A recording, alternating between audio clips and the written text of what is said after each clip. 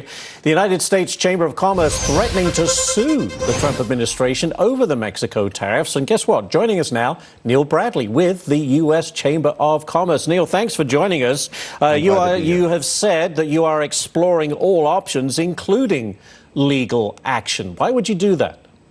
Well, for the very reason of the impact that these tariffs would have on the economy and businesses across America and consumers across America.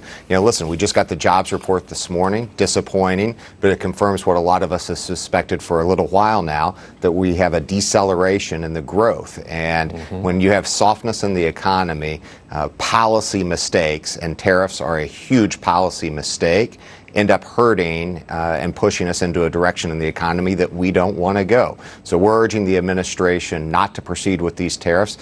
Your reporter just gave us a bit of good news there. I hope they are delayed, but I hope they're taken off the table.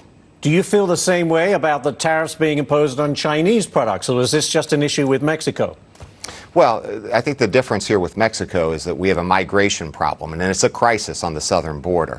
But imposing tariffs on consumers and businesses won't do anything to affect that migration problem. So we have legitimate trade differences with China. The administration, President Trump, deserves credit for going after what are long-standing imbalances in the Chinese relationship. But here, with Mexico, tariffs are not a solution.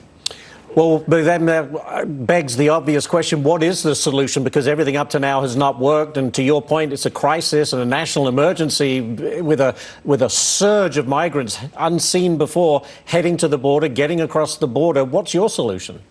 Well, it's a complicated problem, but it involves doing things with Mexico. Mexico is also suffering over this crisis at the border. These are individuals who are crossing into their country and moving up through it. So we need to work in partnership with them, both to secure our southern border and their southern border with Guatemala. And ultimately, we have to take steps to address the problems in the Northern Triangle, right? The root cause of this is the violence and the economic despair in those countries. We should be working with Mexico and other allies to help address that problem, not weakening our economy and the Mexican economy. Nothing has worked so far. Maybe this threat of tariffs, Neil, maybe will enable Mexico to take some further steps because they haven't been able to stop the flow of migrants. But Neil, thank you so much for joining us. Really appreciate it. Thanks for having me.